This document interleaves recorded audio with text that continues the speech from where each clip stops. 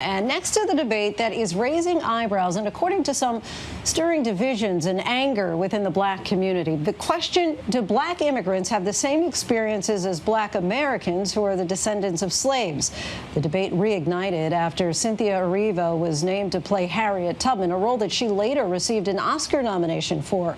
The controversial group leading the charge, ADOS, or the American Descendants of Slaves. Our Steve Osinsami met with its founder.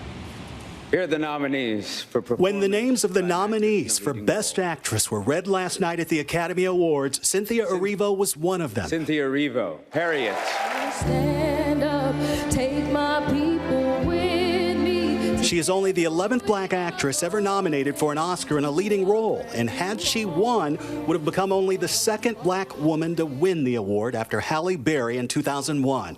But in the community whose story she helped tell in this important film, there is a small and unfortunate cloud that has rained on her performance this entire award season. And it's a question of her blackness. Harriet Tubman. The title role of Harriet Tubman, a challenge for any actress, and Erivo rose to the occasion, paying tribute to the black abolitionist who freed hundreds of slaves and remains one of the most important figures in black American history. God was watching, but my feet was my own, running, bleeding, climbing, nearly drowned, nothing to eat for days and days, man, I made it. But when the film's producers first announced that it was Erivo getting the job, it didn't go over well with many black Americans because Erivo is British. So there's people who took issue with you being from England. From England and African. While promoting the film on New York City radio, she took a moment to defend herself with WQHT host Ebro Darden. Well, I think there's a misconception that when you're in the UK, you sort of get to bypass all the awful things that happen to you as a black person, but you don't. On Twitter, the hashtags Boycott Harriet and Harriet Deserves Better found life.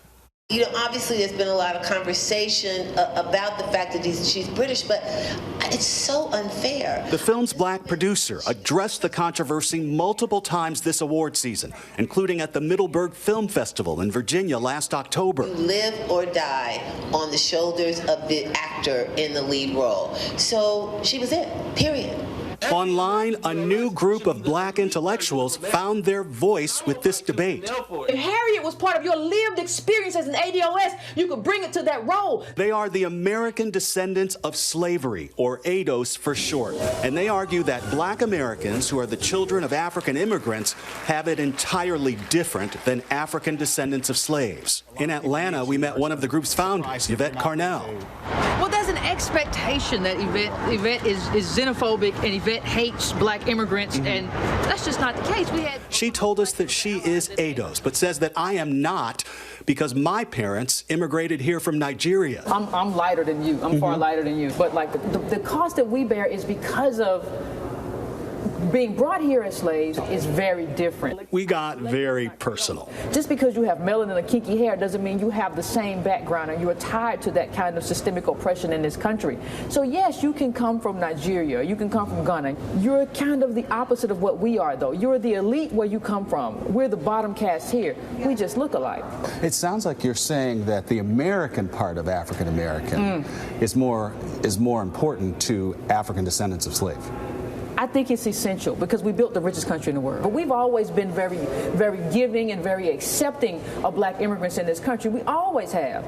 But it's a problem when you look at the number of these roles, especially lead roles, which are going to other groups and other people, even though we fought for the opportunity to be in those roles. And we didn't get to school in London. Like, we didn't go from Nigeria to London to different background. You look at Cynthia Erivo, it's not the same as my background. I'm a bottom caste in this country. That's different than what you came from. And so we don't have access to the things and opportunities that we fought for. They think something is deeply wrong when a British actor of Nigerian descent is chosen to play the role of Martin Luther King in Selma, and a British actress plays his wife, Coretta Scott King. They see similar issues with the leading roles in Best Picture winner 12 Years a Slave and the thriller Get Out, which also won an Oscar. Even the dean of black actors, Samuel L. Jackson, is taking sides in the debate. During this interview with New York's Hot 97, he points out that Get Out's Daniel Kaluuya is a Brit of Ugandan descent, and he wonders if a different actor should have played the role of a black American in an interracial relationship. I tend to wonder what would that movie have been with an American brother who really understands that in a way, because, I mean, Daniel grew up in a country where, you know, they've been interracial dating for 100 years. And they're not just upset with the movies. They say that black immigrants and their children are taking seats in American colleges and businesses that are meant for the descendants of slaves. And they don't seem to acknowledge that many black people in Europe, the Caribbean, and elsewhere can also trace their ancestors back to slavery. They point to this 2015 study that shows that black immigrants are more likely than African Americans to earn a better living, have college degrees, and live in two-parent households. ADOSs don't believe that these families should benefit from affirmative action. It was never meant for white women. It was never meant for immigrants or just people of color. It was meant for us. Everybody else just kind of shoehorned their way in. Wouldn't you say, though, that that is a big generalization? No. No? No. It doesn't feel like a big generalization that someone like who is the children of Liberian parents might be just as black?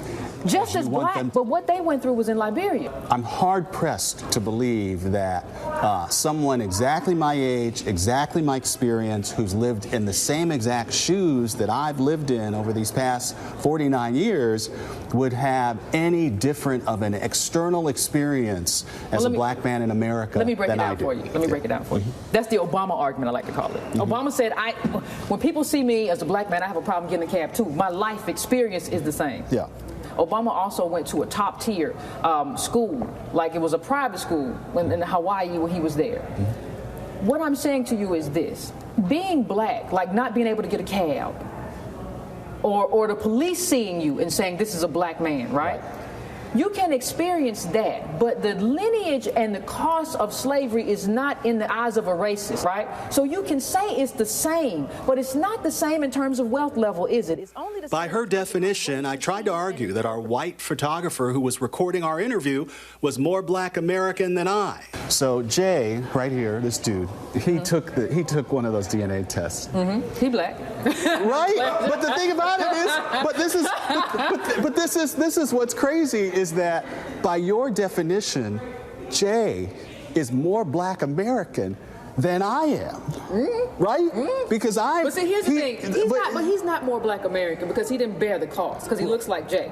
At the heart of this black agenda is the hope for reparations, the idea that America owes the descendants of slaves a certain dollar figure for the trauma of their history. Critics of the ADOS movement say it's pure discrimination, that the racism that black Americans experience from redlining to job discrimination happens to all, no matter how they got here. We may have gotten dropped off at different points, but we still are the glue that comes with the diaspora. And when we start picking and choosing who has more blackness over the other, who has more entitlement over the diaspora than the other, I think that's when we get into a really dangerous narrative and conversation on our community. And so we have to be mindful that we keep focus on that it is color that is the heart of racism. Cynthia Erivo, who's also a Tony winner, argues that her birthplace shouldn't make a difference in what stories she tells on film or stage. She says her job as an actress is to transcend these issues, even if her ancestors have never had to bear the cost or the pain of slavery. Steve Osunsami joins us now live. Steve, I don't even know where to begin. I have so many questions here. I mean, it seems like a provocative conversation, but it's a divisive and a slippery slope. I mean, so at the end, really, is this all about reparations, or is this trying to establish a I've had it worse than you, a caste system kind of situation here? I think it's part reparations. That's one of the goals.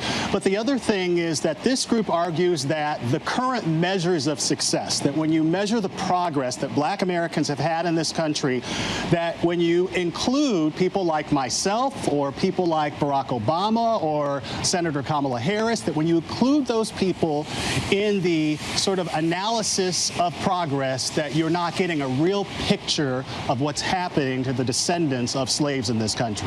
But To your point, and I was so glad that you brought this up with her, you said that we're still subject to the same discrimination. So whether or not you're a descendant of slaves, like Barack Obama, for example, he still has a difficult time getting a cab. So I guess I'm still struggling to understand the point. You know, when I walk into a room 10 people who are looking at me don't realize that I'm from Nigeria, that my parents are from Nigeria. They see a black man in America.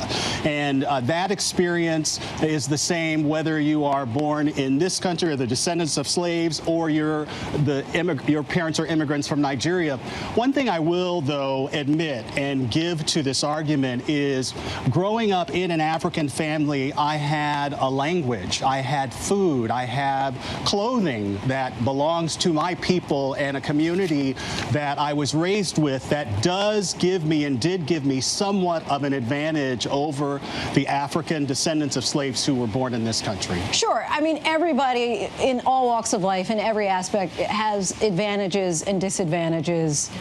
It's a really interesting conversation that would take much more time than we have allotted for it right now. But I really appreciate you, Steve, for bringing this conversation to us. So thank you. With pleasure. Hi, everyone. George Stephanopoulos here. Thanks for checking out the ABC News YouTube channel. If you'd like to get more videos, show highlights, and watch live event coverage, click on the right over here to subscribe to our channel. And don't forget to download the ABC News app for breaking news alerts. Thanks for watching.